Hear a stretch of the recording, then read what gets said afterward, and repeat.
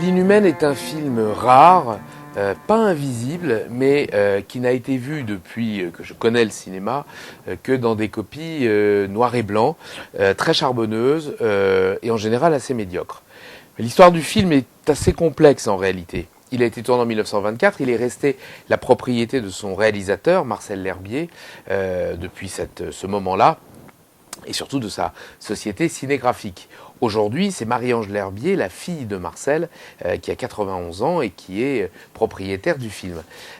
Or, il se trouve qu'en 1968, Marcel L'Herbier avait déposé une copie teintée à la Cinémathèque française, et Henri Langlois l'ayant apparemment égaré, L'Herbier, très mécontent, a retiré l'ensemble de son fonds de la Cinémathèque française et a tout apporté à une nouvelle institution de conservation patrimoniale créée par le Centre national du cinéma, c'est-à-dire l'État, et qui s'appelait donc les Archives du film, installées à Bois d'Arcy.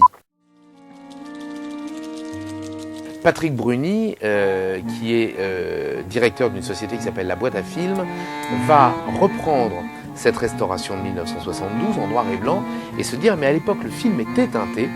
Il se trouve que Jean Dréville, ancien assistant de Marcel L'Herbier, est encore vivant. Je vais lui demander de se souvenir de ce qu'étaient les teintages d'époque et nous allons essayer à partir de l'image noir et blanc des archives du film de recréer une version teintée.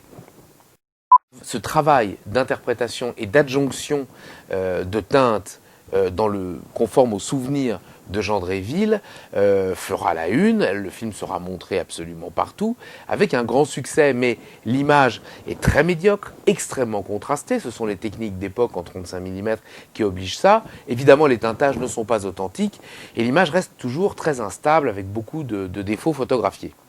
Le dernier acte de restauration intervient il y a 1 an, alors que ça fait 20 ans que je propose à Marie-Ange L'Herbier de retravailler sur l'Inhumaine. Enfin, elle me dit d'accord, alors je vais voir les autorités du Centre national du cinéma, qui sont propriétaires du négatif original, et je leur dis, et si on faisait une nouvelle restauration du film?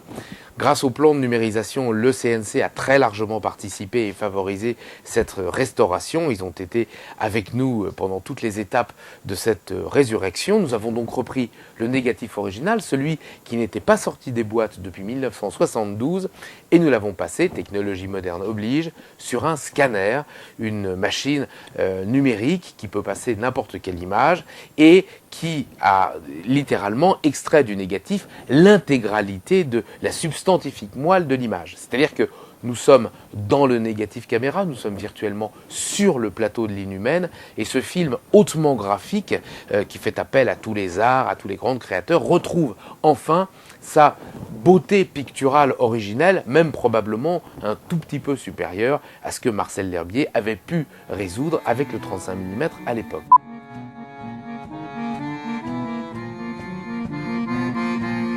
Reste le problème des teintes. Les teintes, en réalité, n'étaient pas sur le film, puisque le négatif à l'époque est en noir et blanc, mais ils auraient été sur le positif, et les petites images entre chaque plan qu'avaient supprimé les archives du film en 1972 étaient en réalité les indications de teinte. Le prochain plan rouge, le prochain plan ambre, le prochain plan bleu. Parce que dans les années 20, comme le film couleur n'existe pas, le principe pour essayer de pallier cette absence de chroma est d'essayer d'imprimer en noir et blanc, mais sur de la pellicule préteintée. On achète chez Kodak ou chez Agfa de la pellicule préteintée jaune, préteintée rouge pour le feu, préteintée vert pour la forêt, préteintée ambre pour les scènes d'intérieur. Parfois, pas préteintée du tout, et c'est un effet supplémentaire. La couleur, c'est le noir et le blanc. Du coup, nous avons désormais non seulement l'image absolument magnifique de départ, mais en plus nous avons les teintes absolument authentiques telles que Marcel L'Herbier les avait voulues. Alors, on pouvait les prévoir dans des séquences d'intérieur, dans des séquences de nuit, etc.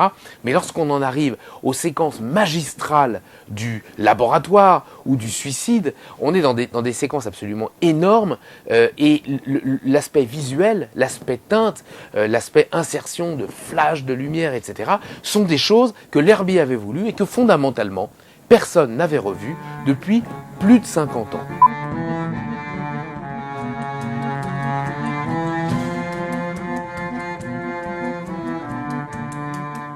Les décors sont de Mallet Stevens pour l'architecture, ils sont de Cavalcanti pour les intérieurs et de Fernand Léger pour certaines séquences qui ont été virtuellement conçues, dessinées comme des tableaux animés et des tableaux vivants.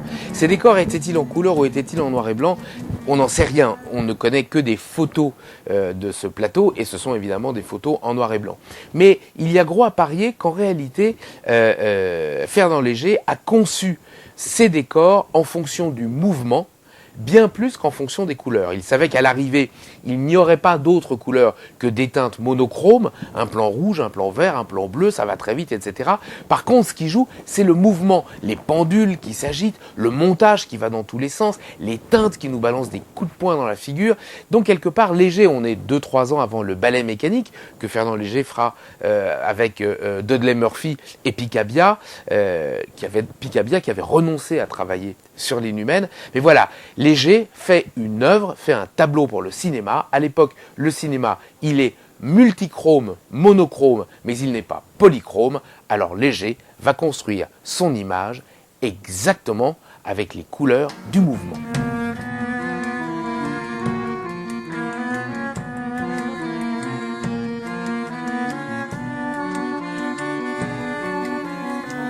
Étrangement, cette restauration n'a pas été si complexe que ça. Le véritable problème était de retrouver les éléments, de les préparer, de les scanner. Ils ont été transférés en images numériques très haute définition au laboratoire Eclair Group.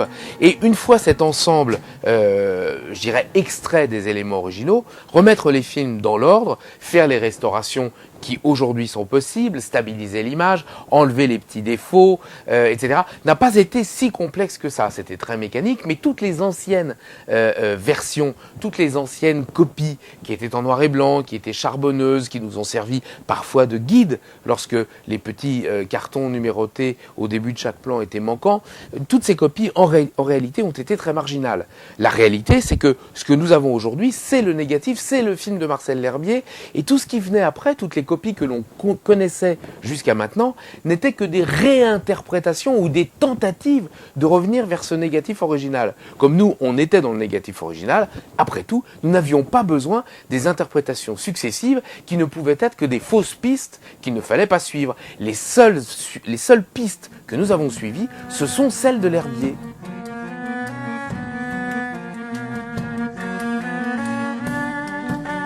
Reste un problème. La musique.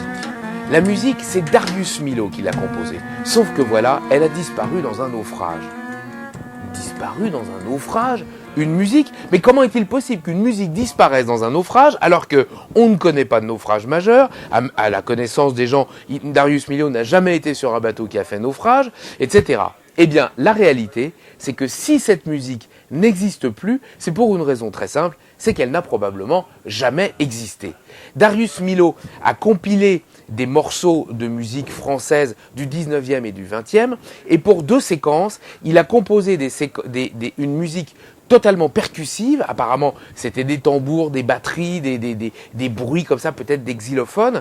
Mais la réalité, c'est que cette interprétation-là, on ne l'a plus. Et on ne l'a plus, on pense même que dans les 3 ou 4 représentations où Milhaud a participé, elles étaient à chaque fois différentes. Du coup, il n'y a pas de musique sur 95% du film et 5% de musique improvisée par Darius Milhaud à chaque séance sur le reste de la partition. Autant dire, nous n'avons pas de musique de Darius Milhaud. Sauf que voilà, depuis 2-3 ans, Edge Tafial, grand percussionniste et spécialiste de l'accompagnement de cinéma muet, il est aussi le batteur des Yeux Noirs et il joue dans énormément de groupes et de formations musicales, eh bien Edge Tafial a fait en percussion seul ou avec un petit groupe des accompagnements musicaux dans l'esprit de Darius Milhaud de l'Inhumaine, dans l'ancienne version, et donc au Châtelet, et désormais, c'est la musique de Edge Tafial, réorchestrée, interprétée cette fois par un septuor qui accompagnera le film, exactement dans l'esprit de ce que Darius Milhaud aurait imaginé. Cette musique a été choisie et adoubée par nous à l'Obster Film évidemment, par le Centre National du Cinéma et par Marie-Ange L'Herbier, et elle a tellement plu, l'ensemble de l'aventure a tellement plu que je dois dire, et j'en suis extrêmement heureux, que la maison Hermès, la grande maison de luxe parisienne, nous a accompagnés dans cette aventure, et c'est juste absolument extraordinaire.